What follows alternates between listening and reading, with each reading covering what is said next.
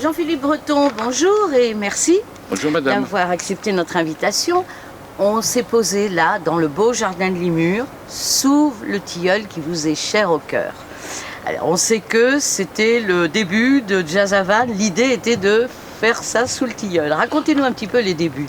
Parce que vous êtes un personnage quand même très éclectique. Vous passez d'un festival à un autre, des fêtes historiques à la limite à un festival d'horreur. Enfin bon, bref. Bon, racontez-nous un petit peu en bref votre vie. On y va, on a une demi-heure devant nous. Allez, on y va. Pas une demi-heure, mais on y va quand même. Premièrement, quand j'étais étudiant, j'écoutais Jazz dans la nuit. Oui. Pierre Bouteiller, ça vous dit Oui, quelque bien chose? sûr, Europe 1. Premièrement. On ne dira pas. Deuxièmement, je suis arrivé à Vannes. Ouais. Après avoir été comédien, je suis arrivé à Vannes et j'étais pas marié. Ah, ben voilà, j'étais fiancé, donc j'étais en tant qu'homme sérieux. Je me promenais à Vannes. Je me suis promené dans les remparts et j'ai rêvé des Trois Mousquetaires, premier sans lumière de Vannes. Ouais. Après, dans les remparts. Et puis après, je suis venu parce que pour lire ici, c'était merveilleux. Oui. En dehors des crottes de chiens énormes qu'il pouvait y avoir, je trouvais que c'était un jardin qui était magnifique. Donc j'ai toujours reproché. Oui, au calme. Voilà, au calme. En plus, il y avait l'adjointe à la culture qui a soutenu le jazz, alors qu'elle avait horreur du jazz, c'était Alice Guillaume. Son bureau était de l'autre côté de la rue. C'était donc, elle pouvait calmer quand il y avait du bruit. Madame Sauvé. Alors, Madame Sauvé était décédée quand on a créé le festival. C'est Monsieur Sauvé, son fils, qui nous a aidés. Donc, en me promenant là, j'ai dit, mais c'est un écrin. C'est l'écrin de verdure. Alors, je voulais appeler ça, d'ailleurs, Jazz sous le tilleul. Oui. Mais c'est pas possible parce qu'il y avait déjà un autre festival, c'était Jazz sous je ne sais plus quoi. Bon, donc on appelait ça Jazz à Vannes tout bêtement.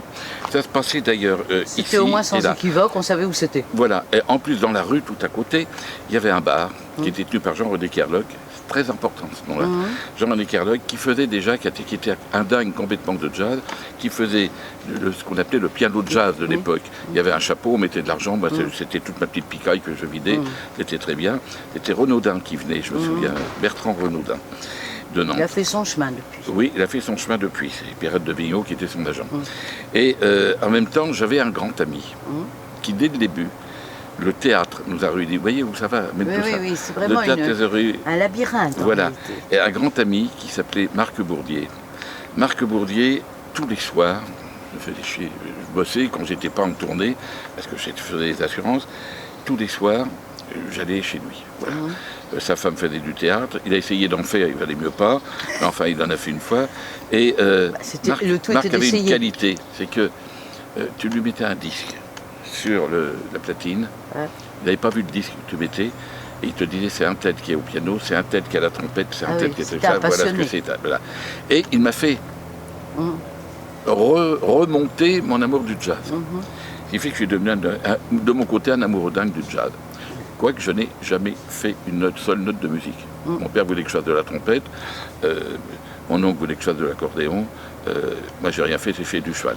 C'est tout à fait différent. Chercher l'erreur. Voilà. Chercher l'erreur, voilà. À cheval, on a le temps de penser à plein de choses quand on fait des randonnées. On fait des randonnées de 15 jours, on est bien. Bon, donc ici, j'ai dit, on va faire du jazz. Ah, alors il y avait le député maire qui était là. Il n'était pas encore député à l'époque. Et le député, c'était M. Chapelle. Et M. Chapelle aimait le jazz, une veine terrible. Et il aimait le jazz. Et je raconte une petite anecdote, puisque j'ai dit quand c'est arrivé. Dans le bas, je réclame des chaises. Entre-temps, M. Marcelin m'avait engagé. Vous voyez, je dis bonjour en même temps, parce que c'est ça la popularité. Vous êtes connu, oui, vous êtes connu sur Vannes. Non, mais je l'ai payé, j'ai dit tu vas passer, puis je te donne un petit voilà, bon. Et M. Marcelin voulait m'engager. Voulait que j'entre au conseil municipal. J'ai dit non, je vais me faire virer parce que je ne peux pas fermer ma gueule. Et puis je suis rentré au comité des fêtes. Bon. Et après, M. Chapelle m'a proposé de rentrer au... Il m'a dit je crée un service d'animation culturelle. C'était le docteur Duhamel qui était adjoint à la culture à l'époque. Et il me dit j'aimerais bien que vous le dirigiez. Alors je lui ai demandé ça consiste en quoi. Il me dit je ne sais pas, mais vous me le direz. Voilà. Et ça a été 30 ans de direction de... Voilà, j'étais 32 ans. Immédiatement, 8 jours après, je crée le festival fantastique d'horreur et d'épouvante qui a eu un succès considérable. Ça m'a conforté dans mes demandes. Et j'ai proposé de créer des fêtes, les Trois Mousquetaires dans les remparts, et de créer au jardin des Murs.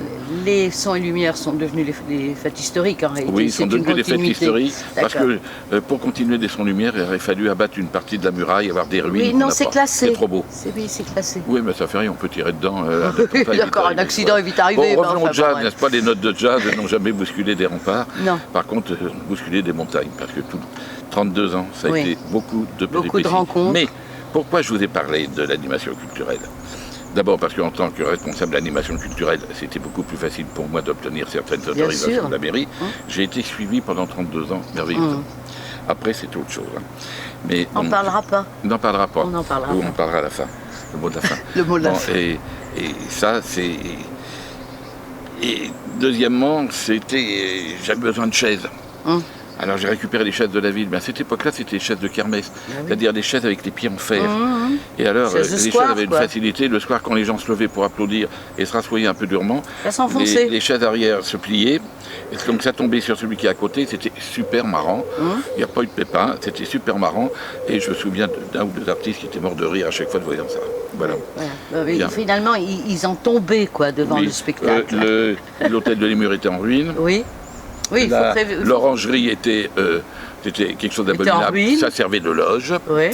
Et puis le sous-sol des Monuments de France. Ouais. Alors là, je vais vous raconter quelque chose qui n'est pas dans le livre. Et un jour, je mets des artistes, c'était Lou Bennett et Kenny Clark. C'était du peu quand même. Je mets des artistes dans le sous-sol.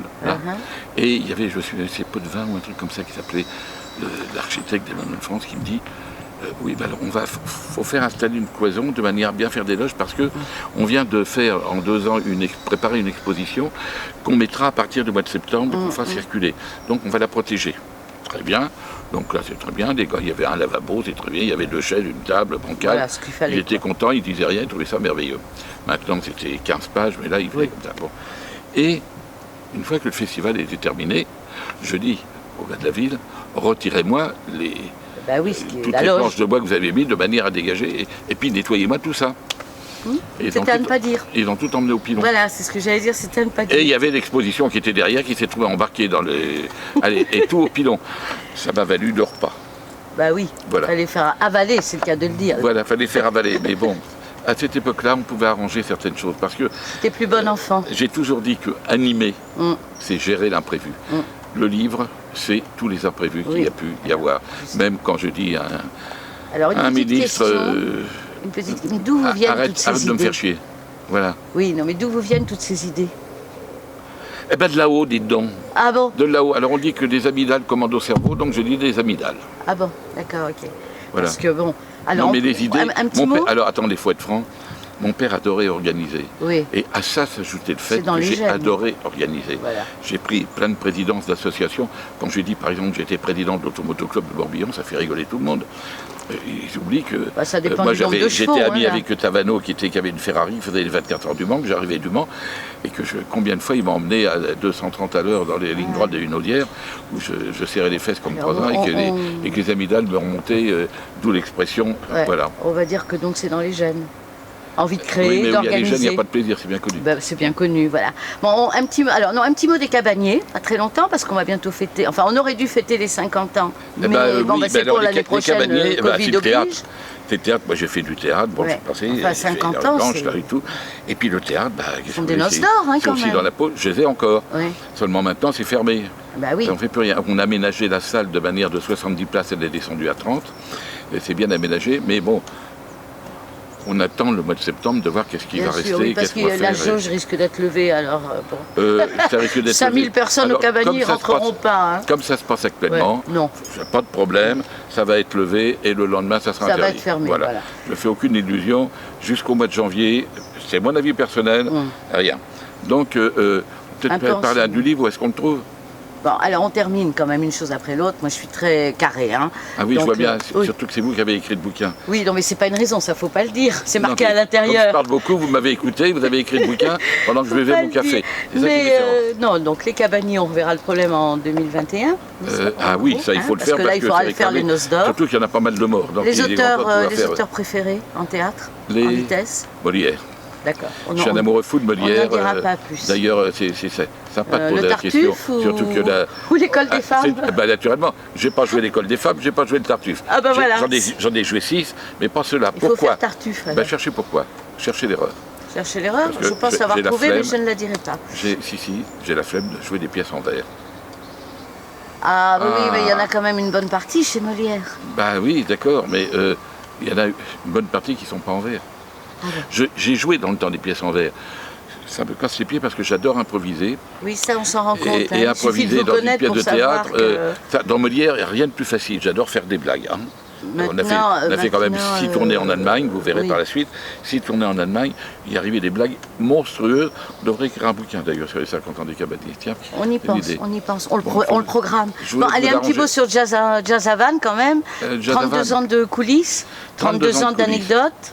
32 ans de surprises parfois. Je n'ai gardé que les bonnes anecdotes. Il n'y a pas eu, non, il n'y a absolument pas, ça je peux le dire, de règlement de compte. C'est pas dans le bouquin. Non, il n'y a pas de règlement de compte. Dans le bouquin. Ceux qui me connaissent savent qu'il y a une petite phrase à la fin. À la fin, oui. Et ça, il y a 2 phrases. Il y a 2 phrases. Il y en a une qui concerne quelqu'un qui a empêché d'avoir Adjaro, ça je l'ai sur le cœur. Oui. Et il y en a, et la fin, c'est... Quand on a de responsabilité culturelle et qu'on me répond que Adjaro c'est pas quelqu'un de bien en jazz, laissez-moi rigoler 5 minutes non plus. Bon. Il est peut-être pas tout jeune, mais n'empêche qu'il fait... Non, mais enfin, il était encore là quand même, oui, effectivement. Et puis, comme le bouquin se termine, Jazz Havane a disparu, c'est devenu Jazz en ville, et ça n'est pas à vous d'en juger. C'est un autre temps. Voilà. Il y a eu un avant, il y aura un après. Il y aura un après. Voilà. C'est là-dessus qu'on va conclure? Oui, je tiens à vous remercier.